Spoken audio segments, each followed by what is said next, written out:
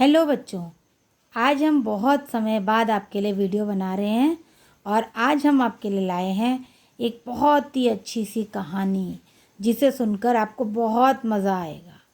जैसा कि आपको फ़ोटो में दिख रहा होगा कि कहानी का नाम है स्वार्थी कुम्हार।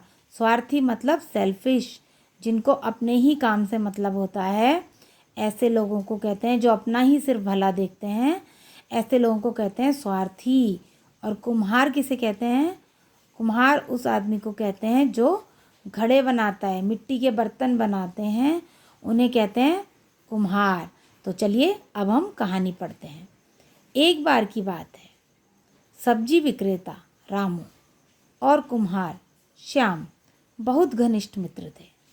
एक समय की बात है, एक सब्जी बेचने वाला आदमी था, उसका नाम था रामू। विक्रेता मतलब बेचने वाला, और कुम्हार, कुम्हार मतलब मैंने जैसे बताया अभी घड़े बनाने वाला, उसका नाम था श्याम। मतलब एक का नाम रामू और एक का नाम श्याम। वो दोनों बहुत ही अच्छे दोस्त थे। उन्हें अपना सामान बाज़ार तक ले जाने में काफ़ी परेशानी उठानी पड़ती थी।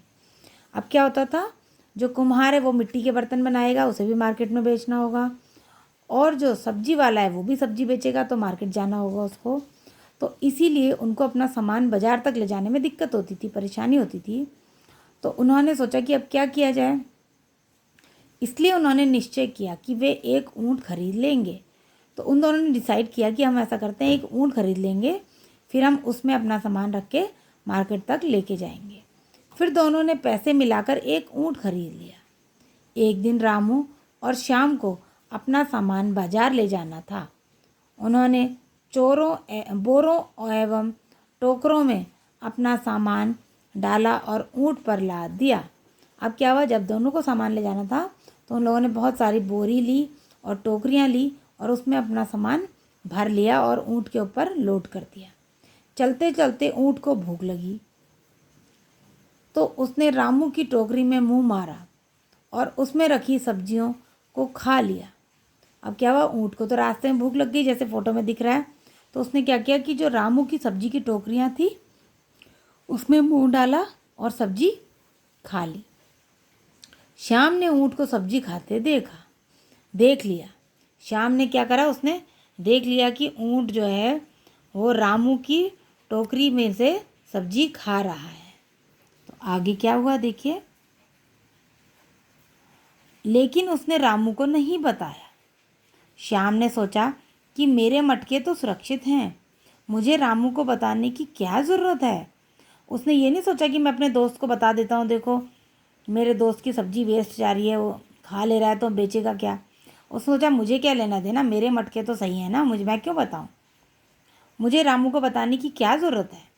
वह बड़े आराम से चलता रहा। उसे अपने मित्र के नुकसान की कोई चिंता नहीं थी। जब रामू और श्याम बाजार पहुँचे तो उन्हें ऊँट को नीचे बिठाना था। ज्यों ही ऊँट भारी सामान वाली दिशा में बैठा, त्यों ही उसके भार से दबकर सारे मटके टूट गए।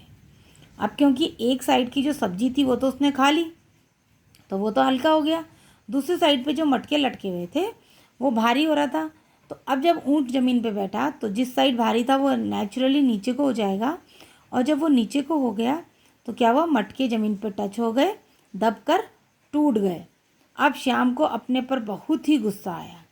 वह पछताने लगा कि काश उसने ऊँट को रामू की सब्जियां खाने से रोक दिया होता तो उसका भी नुकसान ना होता। तो इस तरीके से श्यामू को समझ आया कि अगर मैंने सब्जी खाने से रोक लिया होता उसको, तो क्या होता, दोनों तरफ वेट बराबर रहता, तो वो मटके ज़मीन पर टच नहीं होते और टूटते नहीं। इस तरीके से उसको समझ आया कि मैंने बहुत ही गलत किया, जो मैं स्वार्थी बना। मैंने सिर्फ अपना स्वार्थ देखा कि मेरे मटके तो सलामत हैं, तो मैं क्यों ऊँट को रोकूं, अपने दोस्त का नुकसान होने देता हूँ, सब्जी उसे खाने देता हूँ। तो ये उसको बहुत ज़्यादा फील हुआ कि मैंने गलत किया। तो इस कहानी से हमें ये सीख मिलती है कि हमें कभी भी स्वार्थी नहीं होना चाहिए। हमें दूसरे का भी उतना ही ध्यान रखना चाहिए जितना हम अपनी चीज़ों का रखते हैं। तो आज की हमारी कहानी यही थी। उम्मीद है आप लोगों को पसंद आएगी। और अपने दोस्तों को भी शेयर करिए, उन्हें भी कहानी सुनने में मज़ा आएगा। ऐसे ही हम और कहानियाँ भी आपके लिए लेके आएंगे अगले वीडियोज़ में। तब तक के लिए वेट एंड वॉच। बाय।